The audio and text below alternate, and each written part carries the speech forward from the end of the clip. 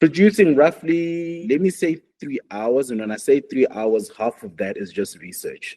The actual recording is an hour, so that the output is just 25 minutes to 30 minutes. So recording setup, that'll be an hour and a half with guest. And then the other hour and a half is trying to put together some narrative. Not even a narrative, just more of a running order. Yeah, so that it doesn't feel all over the place. And then how long does your editor take to put this all together? So he would take about, if it's just me, we are looking at hour and a half also, because he'll listen to it first and then he'll go through it again. And then this time he's cutting out the ums and ahs and then he'll check afterwards. So let's say 2 hours with chapter marks. And then when there's a guest, between 3 to 4 hours, because then he'll listen to my feed first, go through that, and then their feed, and then try see if it lives together. This is Season 3 of the Become a Podmaster podcast. We are going to answer some of the most pressing questions that podcasters have. I'm Hendrik. And I'm Ethan. Not only did we get the questions from podcasters, but with the help of the South African Podcasters Guild, or SAPG for short, and Solid Gold Podcasted Audiobooks, we got some answers. Today, we're talking about a key element of a successful podcast: audio quality. How can podcasters improve their production without breaking the bank? While it is easy to start a podcast with just a phone, most South African podcasts need to level up their sound quality, as it plays a big role in listener retention and overall professionalism. A great podcast with poor audio can lose listeners quickly, no matter how good the content is. Our goal with this podcast is to help podcasters old and new navigate the evolving landscape of podcasting with expert insights and practical advice. And our question today is, does audio quality matter? Yes, the answer is yes. Thank you for listening to our podcast. No, seriously, this is something I feel very strongly about, Hendrik. As a 3-time radio award winner for audio production, I can tell you that good sound is not just a nice to have, it's essential. People will forgive poor video quality, but they will not tolerate bad audio. Well, that's a very interesting point, because I think a lot of new podcasters assume that content is king. And while that's true to a certain extent, if your audio is difficult to listen to, it doesn't matter how good your content is. People will switch off. Exactly. Like, think about it. How often have you forced yourself to sit through something with muffled, distorted, or echoey audio? Oh, almost never. If it's hard to hear or distracting, I'm out. And that's the challenge that many podcasters face. They put so much effort into scripting, recording, and promoting their show, but if the audio is poor, none of that really matters. Listeners will simply leave and never come back. And improving audio doesn't have to mean spending a fortune, right? Not at all. There are simple, budget-friendly ways to improve your sound, from using a better microphone to recording in a quieter space. The key is understanding how sound works and making a few smart adjustments that can drastically improve the quality. So, today we're looking at what makes good audio, why it matters so much in podcasting, and how even podcasters on a budget can improve their sound. Because if your audience can't hear you clearly, they will not hear you at all. Let's get started. Many new podcasters think they need expensive gear to get good sound, but that's not true. Small tweaks can make a huge difference. Absolutely, and this isn't a new problem. Audio quality has been a priority since the early days of radio. Back then, engineers worked with limited technology, but they mastered techniques to make voices sound clear, even with primitive equipment. Those same principles still apply today. In the golden age of radio, studios were designed to minimize noise, and microphone technique was treated as a science. Presenters were trained to control their voice projection and maintain consistent mic distance. And that's something podcasters can learn from. Good sound isn't just about the microphone you use, it's about how you use it. Mic placement is critical. Speaking too far from the mic makes you sound distant, while being too close can create harsh plosives, those annoying popping sounds on words like podcast and power. And that's where simple accessories like pop filters and foam covers help. They soften the plosives and reduce harshness in vocal recordings, making the audio much easier to listen to. But beyond the mic, room setup plays a huge role. You don't need a professional studio, but recording in an untreated, echoey room can make even a high-end microphone sound bad. Hard surfaces reflect sound, creating reverberation that makes speech muddy and unclear. So, what's the solution? Soft furnishings, things like carpets, curtains, bookshelves, or even hanging blankets, help absorb sound and reduce echo. Even a simple trick like recording in a closet full of clothes can dramatically improve clarity because the fabric absorbs sound waves. Well, that's a great DIY tip. And then there's post-production, the final steps in achieving great audio. Right, simple audio processing, like using equalization or EQ to remove muddiness, compression to balance volume levels, and noise reduction to eliminate background hums or hisses, can take a raw recording from amateur to professional. And the good news? There are plenty of free or affordable tools out there. Software like Audacity, Adobe Podcast Enhance, and Descript make it easy for podcasters to clean up the recordings without needing an audio engineering degree. Yeah, some of those platforms are even using AI to do the whole thing for you. So the bottom line is, great audio is not about having the most expensive gear, it's about using the right techniques. With the right mic placement, a well-treated recording space, and basic post-production, any podcaster can sound professional. And of course, if you want to learn more about all of that, you can get my book, The Podmaster's Voice, which deals extensively with some of these things that we are going to be talking about today. Check it out on our website, baird.media. So let's check in with our experts at Solid Gold Podcasts and Audiobooks and ask them what role audio quality plays in podcast production. Audio quality is fairly important, I suppose, in a podcast, especially if you're a purist and there's no video because in video podcasting situations, a lot of the time you can kind of get away with your content, especially your audio not being as good because you're relying on the video and the audios to kind of cover your bases a little bit. But yeah, maybe I've been in the industry for too long, but it is not hard to produce good audio. It's really easy. Find a good quiet room that doesn't sound hollow and empty. A couple of cushions, carpets, and curtains hanging in it. Nicole was a perfect example of still potentially using her cardboard box.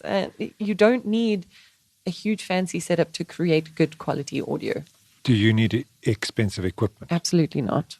I don't think you do. Expensive equipment obviously has more features and more accessibility, but no, I think an entry-level microphone what do we always say? A bad quality microphone in a good room is better than a good quality microphone in a bad room.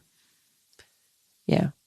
If you're recording your podcast in your bathroom, I can probably tell. It's quite natural for people starting out to go, just tell me what to do. The answer to tell me what to do is, well, what are you trying to do? It's like, Hendrik, I'm thinking of buying a vehicle. What should I get? What? What do you want to do? Do you want to deliver concrete or pizzas or drive people around? I need more information before I tell you what vehicle you should buy. Same with podcast. You can be out in the field, in a studio. There's too many variables to be prescriptive and say, do this one thing. But do have good audio. Yes. Even if it's video, still it needs to be good audio. If the picture goes away, I can still listen and follow what's going on. The other way around doesn't work. I'm going to put the video off. I'm just going to listen to it. You've made a video. I don't want to watch it. I'm just cooking. I can't watch you now. And we have too much screen time anyway. Is this the same cooking show? As much as you need to produce great content, it's the post-production that's going to set you apart. Possibly. Unless your live skills. so some big podcasts they pride themselves on the fact that there's no post-production. It's part of you can never accuse them of skewing an answer or change. It's raw, it's got mistakes, it's left exactly alone, which means you have to focus your attention on setting the studio up and your skill set for capturing it so that it works. We spend a lot of time on post-production with our clients. It's part of the value we add to a corporate client. It goes back to the kind of podcast that you produce, I suppose, because this one that we're making it's so complicated. Lots and lots of post-production lots and of excerpts bits and pieces and scripting it up after the fact and transcribing and everything and then seeing how do we build this puzzle. Yeah, but Ethan's got nothing but time on his hands. So. No, good. If you have a story to tell, a message to share, or a brand to build, Solid Gold podcasts and audiobooks can help you bring it to life. With state-of-the-art studios, expert production, and a team that makes podcasting effortless, Solid Gold is the go-to partner for individuals, businesses, and brands looking to create high-quality audio content. Whether you need a full-service podcast production, an audiobook recording, or just a professional space to record, Solid Gold has you covered. You can take your podcast or audiobook to the next level by visiting solidgold.co.za today and start sounding like a pro. And now let's check in with the guys from the SAPG and find out what they have to say about this topic. What is more important, your content or having good production quality? Content. In the end, I disagree, because there was one show I listened to in the business section for the awards, and the content was great, but 2 minutes in, my ears were bleeding. I said, I'm sorry, but I can't listen to this anymore. Yes, but that doesn't mean it's more important. That just means it's a prerequisite. Like, there needs to be a basic level of production so that it's not annoying to listen to, and everything after that is icing. After that point, content becomes king. There are people who produce an okay show, but they're brilliant hosts, or they're funny, or they've got great content. The only thing that you really need to worry about with production is, does it make someone's ears bleed? If no, cool, then you're doing fine. And you can improve over time. Don't stop there. But once you've reached that threshold, it's time to start focusing on your content. I think it's good to create good content, but you can make it even better in post-production by formatting in a different way, or look at Diary of a CEO, how he does it. It's not just a straight interview and he plonks it down. It takes Absolutely. time and effort to make it interesting to listen to and format it. You're right. I should qualify my opinion with improving, and having chatted to both Diego and also to Dean from Trail Chasers, who shoots his stuff in the studio very professionally. His opinion is that quality over time, over seasons of episodes, quality is important. Absolutely. You kind of have to do both. I would still say that content is king, but the king ain't anything without a queen, like, you've got to have them both over time. But the thing is that you can have a good piece of content, and you can start by producing it okay and get better. I'm not saying stay mediocre forever, but you can definitely add value. The trick is not to become engrossed in different kinds of mics and turning it into some kind of audiovisual AR, VR experience, unless it's appropriate to the idea. Rather focus on being better at what you do. I don't think there's an excuse for bad audio today. The most basic online recording software is going to fix your audio, plus there's a bunch of free tools. So I agree. Don't get caught up in mics. Don't get caught up in DAWs. Don't get caught up in sound cards and all that. But there are enough good tools around, and there are enough good habits to make sure you sound good, right? So I think when it comes to an audio only, I don't think you have an excuse. Like, you don't need the world's best mic. Headphones nowadays are doing phenomenal jobs, and if you know how to record in a good space, you can get away with that. I think when it comes to video specifically, and I'm taking another kick at video podcasts here, is that I see a lot of video podcasts that look better than they are. So, for one of the audio video transition things is that when you're watching them, you go, they got microphones there, but they're obviously using lapels, or they're not, their mic technique's terrible because they're worried about the camera. And that affects the experience once you take away the visual of it. And I think too many people are hiding behind a good looking studio, flashy effects, great camera switches, HD and that, and their content stinks. So I think, like, before you get into that, make sure your content is structured. It takes people from one to the other. You're doing clever things with your segments. You're not just plonking 20 minutes introduction and what you had for dinner last night. That we should still be doing that in this day and age is ridiculous. And make sure your content is sound. So I think, if you're doing audio only, I don't think there's an excuse for, I'm not saying have the world's best audio, but there's no excuse for bad audio because people, like you said, people will turn off. There are people who've moved into video too quickly and their content stinks. And no matter what they do, you're not going to make that back because you're competing in a different thing. People are going to be on you for 30 seconds. These people don't know what they're talking about. They look great. I'm going to move. Thumbnail got me in. I'm out. And you're going to get found out very quickly because you're hiding behind visuals. What is the ideal length of a podcast? Oh man, this feels like an FAQ question. The ideal length is as long as it needs to be and still be interesting enough for people to listen to. Yeah, that's my answer always, as long as it's I mean, Tim Ferriss does 2 hours. Joe Rogan sometimes does 3 hours. I think that there's interesting formats in the 5-minute update, the 30-second podcast, the 5-second podcast, whatever you want. But I don't know, Paolo, the only rule is don't go too long. So people want a number for this, and I give a number because you need a number. So basically, if I go back and say I've probably produced close to 3,000 podcast episodes, I'd say your average ideal perfect length is 20 minutes. That's your absolutely ideal. Now, of course, I work with branded podcasts, which then drop down to 12 minutes. But just look at your stats. That is, for me, the only stat that people should really look at. When do people stop paying attention? And that's the only thing you should really care about. Like Iono do it. I know Spotify do it. You can watch the drop-off of your audience and where they go. And the major drop-off starts dipping at 12, and your biggest drop-off will dip at 20. Okay? So if you're looking for a number. So if you're starting out, start looking at an episode of 25 minutes. Listen, I do episodes of 2 hours. But I know my audience will stay with me. And I also know how to structure content to take them with. So that comes with time. But if you're starting, aim at 25 minutes, see how that does, look at your stats and adjust. So if you're seeing people are dropping out at 12, drop your episode to 20, or become more interesting at 12 minutes. Drag them to the end, throw forward, make sure they're staying. So to give you a number, 25 minutes, look at your stats and adapt from there. That's solid advice. So I once read there was a meta-analysis about 3 million podcasts doing the average length. It worked out to about 40 minutes. And it seems that that's sort of where most people aim at. But I've also read recently that whereas podcasting is great for long form, people are looking at 15-minute things because it's quick and easy and they can listen to it and be done and move on to something else. There are exceptions to every rule. And also what most podcasters do is wrong because most podcasters aren't successful. But it's also behaviors. Like, I mean, I think if you acknowledge a lot of people are listening to podcasts on a commute and assume their commute is 30 minutes, whether they're driving on a train or whatever. So people want that commute. How long is it going to take you to do the washing up? So think of those things because that's more than likely what people are doing when they're listening to you. So when we work with startup clients, we always tell them, find one ideal listener. Define that person as well as you possibly can so you know them better than your best friend so you can know exactly what they are doing when they are listening. There are many people like that. And like Ethan, he needs an hour-long podcast because he listens to half an hour on the way to work and half an hour on the way back. If it's an hour and 20 minutes, he gets thrown because now when he's going to finish it. So there's also something to be said about consistency. Yeah, that's it, 100%. So what did we learn today, Ethan?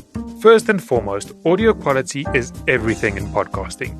People might forgive bad video, but they will not tolerate bad sound. If your podcast is difficult to listen to, your audience will not stick around. And improving audio doesn't mean spending a fortune. Simple fixes like better mic placement, using soft furnishings to absorb echo, and choosing a quiet space can make a big difference. It's not just about the equipment you use, but how you use it. Even a basic microphone in a well-treated space can sound better than an expensive mic in a bad environment. We also learned that post-production plays a crucial role. Tools like Audacity, Descript, and Adobe Podcast Enhance help clean up recordings, balance volume, and remove background noise, making even home recordings sound professional. And let's not forget consistency. If you want to build an audience, your sound quality needs to be reliable across episodes. Listeners should know that they can listen in and enjoy a well-produced show every single time. Good audio isn't just for the pros. It's accessible to anyone willing to learn the basics and apply a few simple techniques. If you want to improve your podcast sound, check out the book The Podmaster's Voice, where we delve into various technical aspects, amongst other things. You'll find the link on our website, baird.media. Do you want to take your podcast to the next level? You can join our upcoming masterclass. The details are on our website, baird.media. And that's it for this episode. If you found this valuable, don't forget to share and tag us on LinkedIn.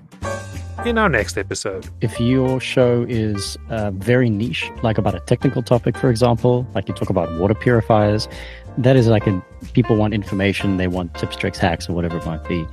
If you run a chat show, then your brand, your character is very important. It's integral to the show. People are there to listen to you, be funny or interesting or controversial or whatever it might be. So in those shows specifically, what I'd like to say to people is be more interesting if you can. Be more knowledgeable about your topic, research your guests better, have opinions, make them opinions you believe in, but do try to find, like, let's talk about something controversial. Let's debate something.